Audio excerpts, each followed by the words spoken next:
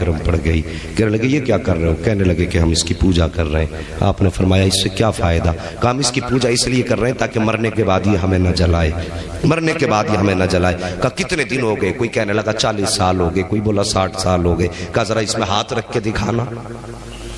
جب ہاتھ رکھنے کی باری آئی تو کس میں ہمت تھی؟ کسی میں ہمت نہیں تھی. آپ نے اپنے پیر کی جوتی نکالی اور نکال کے بولے لو معین الدین کا بدن تو الگ بات ہے, اگر اس میں ہمت ہو تو میرے پیر کی جوتی جلا کے دکھا دے, میرے پیر کی جوتی جلا کے دکھا دے. آگ کے انگارے تیز تھے, بہکتی رہی دہکتی رہی, لیکن غریب نواز کی جوتی تھی, ہمت تھی, آگ چھو دیتی اسے. جتنی جگہ پہ رکھی تھی خدا کی قسم اس جگہ کو گلزار بنا دیا گیا تھا. کافی دیر کے بعد غریب نواز نے یوں ہاتھ ڈالا, جوتی نکال کے باہر رکھ دی. جیسی آپ نے باہر نکالی لوگ کہنے لگے بابا تم تو کافی زمانے سے پوجتے ہو گئے اس آگ کو جو اس نے تمہیں نہیں جلایا ہے. غریب نواز فرماتے ہیں میں اس کی عبادت نہیں کرتا. کہا پھر کس کی عبادت کرتے ہو؟ کہا میں اس کی عبادت کرتا ہوں جس نے آگ کو پیدا کیا ہے, نظام کائنات کو بنایا ہے. یہ کہہ کے جب جانے لگے لوگوں نے قدم پکڑے, کہنے لگے بابا صرف کرامت دکھا کے نہ جا, ہاتھ بڑھا کے دامن میں لے کے ہمیں بھی خدا کا بنا کے چلا جا.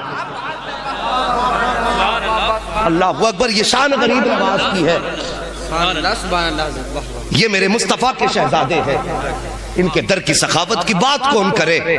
کہاں سے لاؤ گے ان کی مثال؟ یہ تو مولا علی کے بیٹے ہیں, سیدہ فاطمہ الزہرا کے دل کا قرار ہے یہ, سیدوں کے آنگن کا مہکتا پھول ہے یہ. ان کی نسلوں کا معاملہ تو یہ کہ تیری نسل پاک میں ہے.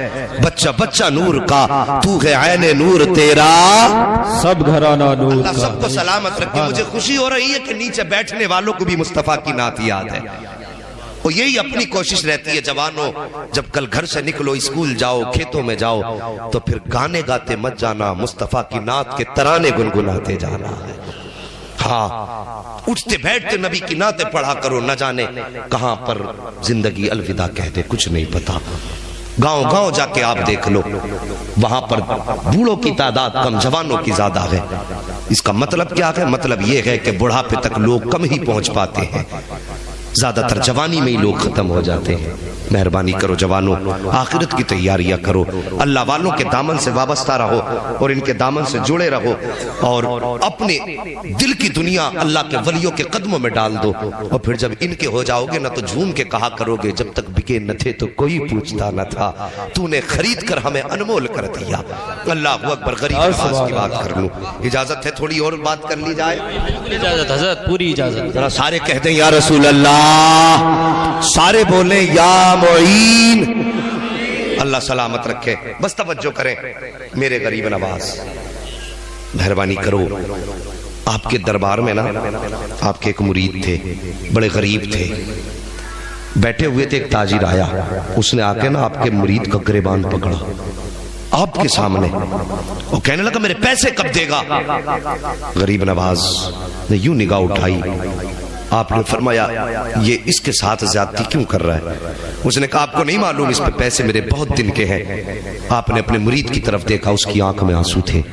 رو کے کہنے لگا غریب نواز, غربت ہے, تنگ دستی ہے, بچوں کا گزارا مشکل سے ہوتا, اس کا قرضہ کیسے دے پاتا, میں چاہتا ہوں مجھے کچھ مہلت دے دی جائے. آپ نے فرمایا چل میرے کہنے پہ اسے کچھ مہلت اور دے دے. اس نے کہا نہیں, آج تو پیسے لے کر کے ہی جاؤں گا. اتنا کہا تھا میرے غریب نواز کو جلال آیا, یوں جیب میں آپ نے ہاتھ ڈالا. ابھی آپ نے جیب کے چند سکے ڈالے تھے, اللہ نے اپنے خزانوں کے دروازے کھول دیے. جہاں چند سکے پڑے تھے وہاں سونوں کے سکے کے ڈھیر لگنے شروع ہو جاتے ہیں. اس کے بعد غریب نواز کہتے ہیں اٹھا لے جتنا تیرا پیسہ اس پہ بنتا ہے. اللہ اکبر. انہیں اپنے مریدوں کا کتنا درد ہے. تمہیں کیا لگتا ہے جو دربار میں بیٹھے ہوئے مرید کی رسوائی کا وارہ نہیں کر سکتا تو وہ اس مجھولے کے اندر راجہ کے مزرے مجھولے میں آ کر کے رہنے والے غریبوں کی رسوائی کیسے گوارا کر سکتا ہے؟ اللہ اکبر. ہم بھی تو ان کے منگتے ہیں, ہم بھی تو ان کے چاہنے والے ہیں. غریب نواز کے غلاموں کو کوئی دھوکہ نہ دیا کرے, کوئی دھکا نہ دیا کرے, انہیں ستایا نہ کرو. کوئی یہ مت سمجھنا یہ لاوارث ہے, خدا کی قسم لاوارث سوچنے والا لاوارث ہوگا. یہ تو وہ ہے جن کا غریب نواز بھی وارث ہے, مدینے والا مصطفیٰ بھی وارث. نعرہ تکبیر, نعرہ رسالت, علماء اہل سنت, مسلک اعلی حضرت مفتی حماد صاحب قبلہ زندہ باد. نوازشو نہ چھیڑو, میرا ہے کوئی جہاں میں. ہم اتنے بھی تو لاوارث نہیں کہ جو چاہے جیسا چاہے کر دے. ہم بھی کوئی وارث رکھتے ہیں. مجھے گردشوں نہ چھیڑو, میرا ہے کوئی جہاں میں ابھی پکار لوں گا, نہیں دور ہے مدینہ. ہمیں کوئی لاوارث نہ سمجھے. آپ نے ڈھیر لگا دیا سونے کا, اٹھا لے جتنا تیرا پیسہ ہو. اس نے پیسہ اٹھانا شروع کیا. وہ سمجھ رہا تھا غریب نواز ادھر نہیں دیکھ رہے ہیں, جتنا اس کا تھا اس نے زیادہ اٹھا لیا, زیادہ اٹھا لیا اور لے کر کے چلا گیا. کچھ دن کے بعد اب یہ جو تھے سرکار غریب نواز کے مرید, مگر یہ شرمندہ رہنے لگے تھے. دوستوں کے سامنے گریبان پکڑا گیا تھا.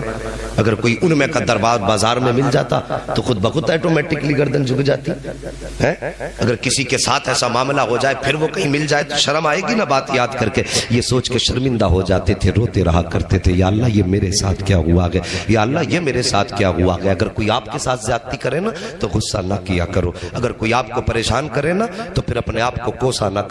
آؤ بتاؤں, ایک اللہ کے ولی مجذوب تھے, گزر کے جا رہے تھے. جب راستے سے گزرے نا تو ان کی چپلیں جو لکڑی کی یا جس چیز کی بھی تھی, گزر کے جا رہے تھے, بارش ہوئی تھی.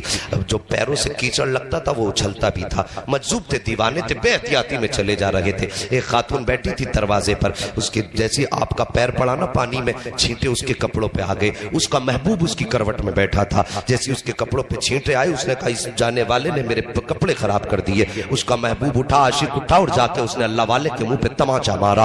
جیسی تماچا مارا نا, اللہ والے نے کوئی جملہ نہیں کہا, زبان سے کچھ نہیں بولا, گردن جھکا کے آگے چلے گئے. جیسی آگے گئے, ایک دکان کے سامنے سے گزرے, دکاندار کی نظر پڑ گئی. ارے حضرت آ رہے ہیں. اس نے بلایا, بیٹھایا, گرم دودھ کا پیالہ دیا. کہنے لگے حضرت پی لیجئے. آپ نے ہاتھ میں دودھ کا پیالہ لیا اور لے کے یوں آسمان کی طرف دیکھا. دیکھ کے کہتے واہ رے مالک تیری قدرت ہے, کہیں تماچے کھلاتا ہے, کہیں بیٹھا کے دودھ پلا دیتا ہے, کہیں تماچے کھلاتا ہے, کہیں دودھ پلا دیتا ہے. اللہ اکبر. ابھی دودھ کا پیالہ ہاتھ ہی میں تھا, اتنے میں لوگ دوڑتے ہوئے آئے. آ کے کہنے لگے کہ ٹھہریے ٹھہریے, آپ فرماتے ہیں کیا ہوا؟ کہا ابھی آپ کو جس نے تماچا مارا ہے تم نے اس کو بد دعا دی ہے؟ کہا میں نے کوئی بد دعا نہیں دی ہے. کہا کیا ہوا؟ کہا وہ اوپر چھت پہ چڑھا, پیر پھسلا, زمین پہ گرا, اس کی گردن کی ہڈی ٹوٹ گئی ہے, وہ مر چکا ہے. اللہ اکبر. لوگ پکڑ کے لے گئے. کہا تم نے بد دعا کی تھی؟ اللہ والے کہتے ہم کسی کے لیے بد دعا نہیں کرتے ہیں. کہا پھر بتاؤ تو صحیح یہ مرا کیسے ہے؟ آپ کو چلا لایا. کہتے سنو سچ پوچھنا چاہتے ہو تو اب سچائی سے پردہ اٹھانا چاہتا ہوں. سچائی یہ ہے کہ جب میں نے نکل کے گیا, میرے پیر سے کیچڑ اٹھلا اور اس عورت کے کپڑوں پہ جا کے پڑا. اس کے کروٹ میں اس کا محبوب بیٹھا تھا, اس کو گوارا نہ ہوا, اس نے اٹھ کے میرے تماچا مارا. کہا جب اس نے میرے تماچا مارا تو یہ بات میرے محبوب کو گوارا نہیں ہوئی ہے. کہا جب اس کے کیچڑ سے اس کا محبوب ناراض ہوا تو اس نے اپنا بدلہ لے لیا ہے, اور جب اس کے تماچے سے میرا محبوب ناراض ہوا ہے تو اس نے اپنا بدلہ لے لیا ہے. اس نے کہا تھا کہانی میری نہیں ہے, کہانی یاروں کی ہے. تو نے اپنے یار کا بدلہ لیا, اس نے اپنے یار کا بدلہ لیا. ہاں ساکب, کیا بات ہے. میں کہتا ہوں اگر کوئی تکلیف دے تو پھر اسے کوسا نہ کرو, اس کے قصے کہانیاں مصطفیٰ پہ چھوڑ دیا کرو.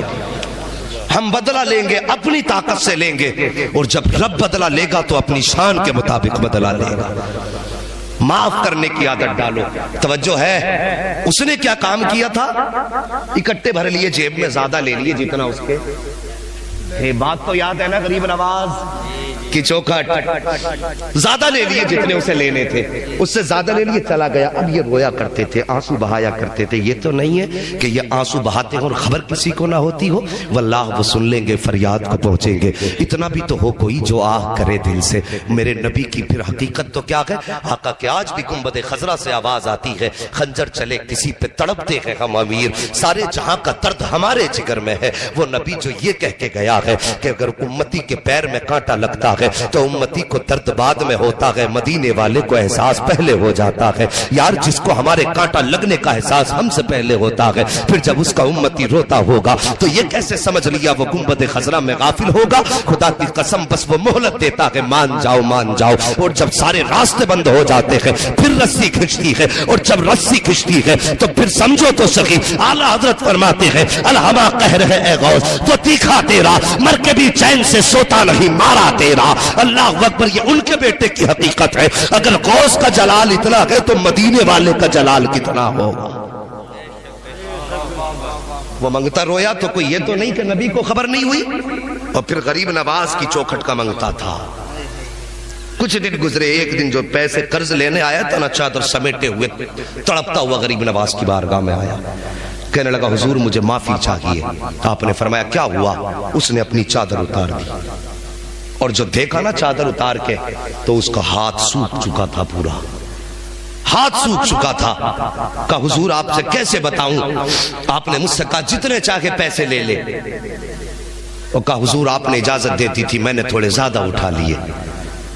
تو غریب نواز کہتے سن, یہ پیسے اٹھانے کی وجہ سے نہیں سوکھا, ہماری چوکھٹ سے تو دریا بہائے جاتے ہیں. ہم ایک ایک دو دو سکوں کی گنتی کب لگاتے ہیں, وہ ہم تجھ سے چند ٹکوں کے بدلے میں تیرا بدن چھینیں گے؟